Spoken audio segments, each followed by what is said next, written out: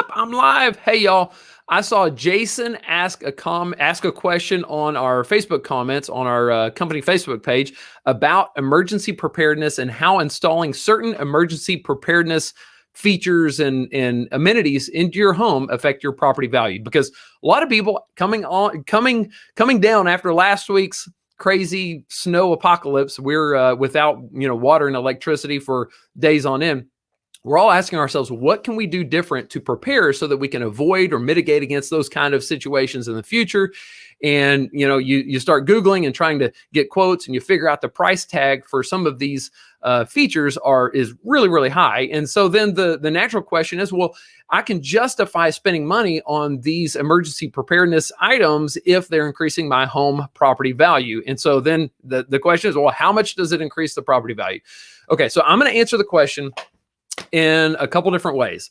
So the first thing that I want to mention is that I'll give you the short answer. The short answer is yes, they will increase your property value, but it's probably not as much as you might think. And the reason is because of how people go about making purchase decisions. And it also has to do with how real estate is valued in general. And so I'm going to hit both of those items and explain a little bit more. But first, I just want to explain a dynamic that most everybody can understand. And it's the dynamic of how a swimming pool adds value to your property. So if you don't have a swimming pool and then you decided you wanted to install a swimming pool, then you'd find out that the price tag for the swimming pool, if you wanted to get a really awesome swimming pool, it might cost $80,000. But most everybody understands that entire $80,000 is not going to be recouped whenever you go to resell the house. You might only get $20,000 out of the value of the swimming pool. And the reason for this is something that most everybody can understand, is that the cost of installing the swimming pool it by far exceeds the amount of value that's added to the property by adding the swimming pool. So it's a weird dynamic, but most everybody kind of gets that because it's just a common thing that we experience here in Texas. So on the same level, that same dynamic exists for a lot of these emergency preparedness items, such as like a storm cellar or solar panels with a battery bank, or if you wanted to install a private water well or a whole house generator or any number of items, the same kind of dynamic will apply to those. But you probably won't have as much bang for your buck on these emergency preparedness items as you would a swimming pool. And it all comes down to how people make decisions whenever they buy a house. People in general make decisions emotionally, and then they justify logically. So most everybody will begin the home purchase process by setting some parameters in just a simple, form where they say, I might be looking for a house between $350,000 and $400,000. I set those parameters, and then I see all the homes that fit that fit inside that price range. And so that's a logical process. But then after that, what happens is people just start scrolling through, looking at photos. And when you see a nice, pretty house, you say, oh my gosh, I want that one. That one's awesome. Let's go set up a showing. You go look at the house, and you might see 3 or 4 houses. You say, wow, this house is really awesome. I want to get this house. Then you say, oh yeah, well, how much does that house cost? And you're like, oh, geez, that's $375. Well, that's a little more than I was wanting to spend. Oh, yeah, it has solar panels. Oh, yeah, it has these nice energy efficiency features, the radiant barriers, and it has a storm cellar, honey. We need to be able to get, think about Texas. We have tornadoes. We need the storm cellar. So those are the things that happen after the fact. The first thing that happens is, the first thing when you make the buying decision is, I like that house. I want it. It's the 13 different shower heads. It's the really nice upgraded countertops. It's the awesome hardwood floors and the things that just make you from an emotional level say, ooh, that is an awesome house. I want that one. Then you go through and justify logically. Okay. So it's never going to be, people are not going to stop and say, oh my gosh, look at that. It has solar panels. It has energy efficiency features. We've got to have that house. It just doesn't happen like that, unfortunately. So as much as the logical people I deal with, we want it to work that way, but it just doesn't.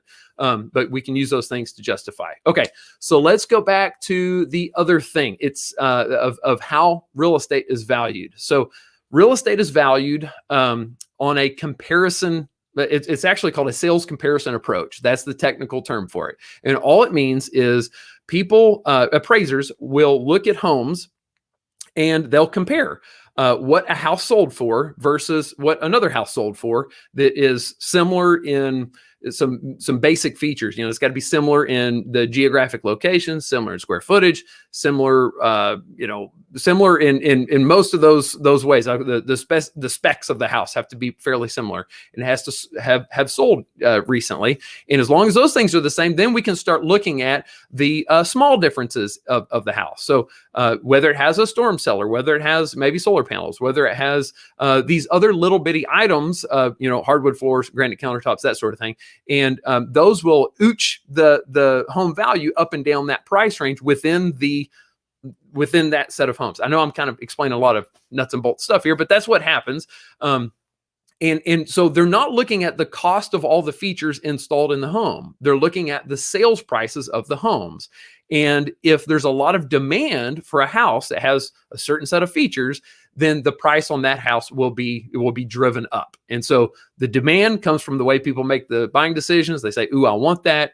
That doesn't come from solar panels, storm cellars, that sort of thing. It comes from nice and pretty and being an attractive home. So that's it in a nutshell.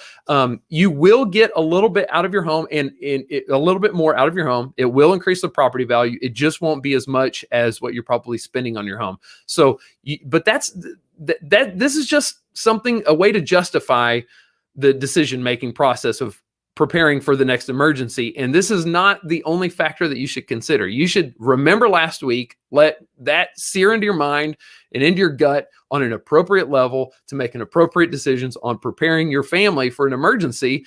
And that has to come above profit. That has to come above, what it's going to get you in the long run from a financial level. You have to make sure your family's safe.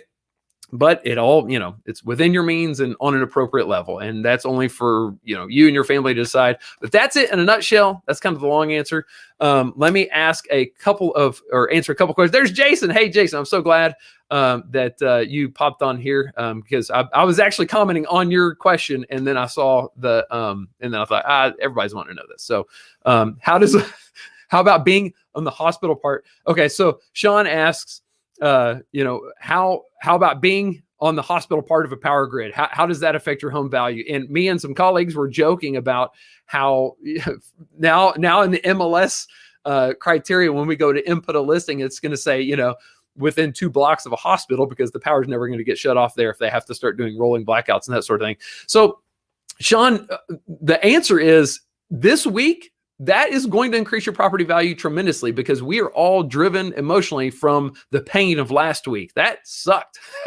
And we will all do whatever we can to avoid that. And if we can avoid that by making some simple decisions, we're going to do it. And the emotion of that is really high. I just have a feeling, 3 or 4 weeks of 70-degree weather, last week is just going to be a really ugly memory, but it's not going to have the same emotional impact and drive that decision-making power that will increase your home value substantially. So that's just the way it is. So the decision to move near a hospital, I think, is a great decision for you and your family. I mean, stay in the logical zone and make sure that you're making logical decisions in your next home purchase. But for the real estate market in general, it's not going to increase your property value all that much. It's something that I would definitely highlight if I was selling your home. But it's not going to overpower how awesome your house looks in a photo. So there's that. There's one other thing I was going to say. Oh yeah, here's the biggest thing. The biggest thing is what's driving your property value more than anything right now is time. The demand for houses right now is off the charts, unlike anything I've ever seen. And what it basically stems from is whenever we went through the 2008 financial crisis and the housing bubble issue, we weren't hit that hard, except for in certain little pockets here in the Dallas-Fort Worth Metroplex, where builders built way too much. They got stuck with the inventory. And then they became trigger shy. So they quit building so many houses. So now the reason why the real estate market is going absolutely insane is because there's a lack of inventory and demand is increasing like crazy. Interest rates are super, super low. And so people can afford more house than ever. And so they're just gobbling up all the inventory. And that's causing prices to shoot through the roof, even if your home is not, fixed up to the nines or, even if you don't have all these features that make people want to buy, the mere fact of the timing of how the market is going is increasing property values more than anything ever could. And so that's going to play to play way much heavier than any of these other things that we're talking about right now. Why does Houston have a huge property tax discount? David, it just goes to the decisions that the city municipalities are making. I know Southlake's actually got a pretty good property tax exemption themselves. It's just what they voted in and what their city decided that they could survive off of. That's going to really depend more on the budgets for the little areas that have that receive that property tax revenue. If they can survive on less, then they don't have to, generate as much property tax revenue. So there you go. All right, y'all. I will continue to respond to comments throughout the day, and give me 24 hours or so. If you make a comment, I will be more than happy to reply. But the right time to buy or sell is when it's the right time for you. With that being said, if it's even on the radar right now, the time to buy or sell is insane. It is. You're going to get more out of your house now than you ever have, and probably more than you ever will. Now, property values are going to continue to go up, but the ratio of buyers to sellers is not going to be this lopsided for long. It just can't sustain. So if you're thinking about selling, this is the time to go. All right, that is it. Y'all have a great day. If you have any other questions, just holler at me. Over and out.